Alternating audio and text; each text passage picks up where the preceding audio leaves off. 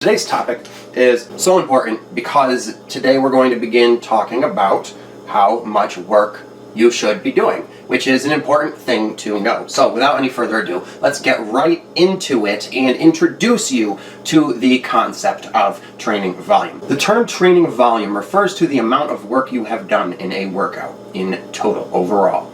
This figure is generated by adding up the number of exercises, sets, reps, and weight you have done. So, for instance, if you did an exercise where you lifted a 100-pound barbell for 10 reps at a time in sets of 4, you have just done 40 reps total of 100 pounds, which equals 4,000 pounds of total mathematical volume. And this idea of the total mathematical volume is why higher reps are better than more weight with lower reps. Because, for instance, someone may not be able to lift 4,000 pounds, or even 400 for that matter. But if they lift 100 pounds in sets of 4 at 10 reps each, they have just done 10 times as much work as a powerlifter who's lifting 400 pounds for only 1 rep. And not only that, but when you're adding weight, you're only adding 5 or 10 pounds at a time, sometimes only 2.5. So if you were to compare the higher end of that, adding 10 pounds to adding 2 reps, say, in that same lift of 100 pounds for sets of 10, well,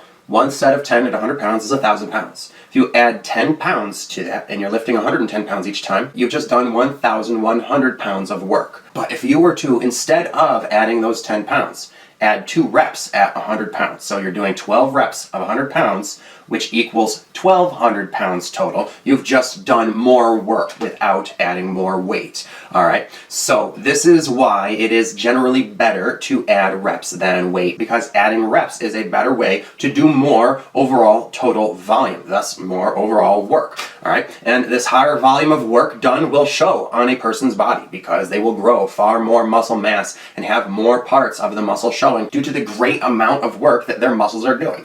All right, so do not worry if you cannot lift as heavy as other people. You don't even need to in order to become muscular, fit, and aesthetic. Now, there's a certain amount of overall total volume and the respective number of exercises, sets, reps, and weight that is ideal for each individual lifter based upon your body and training experience. And there's an ideal volume and number of all those things for each muscle, because each muscle in your body has a specific workload that is ideal for it. And doing much less than that is probably not going to be enough stimulus to cause much hypertrophy adaptations and growth. But exceeding this amount will mean doing more harm than good and having diminishing returns the more you do so. And if continued over long periods of time, will lead to overtraining and eventually will cause an injury. So this is why it is so important to figure out what your numbers are for your weekly volume so that you can stay in the optimal ranges, which I'm going to tell you more about later. But for now, just know that in order to get the total volume of work you've done in a single workout, add up the number of exercises times the sets times the reps times the weight. All right, and then to get the total volume per week, add these figures up together for each of your training days. Okay, and that is the level that we talk about volume on. All right, whenever we're talking about numbers of volume, we are talking about weekly volume. And this is just yet another reason why it is so important for you to be programming your workout routines in writing and then keeping a log of all of the actual work that you did.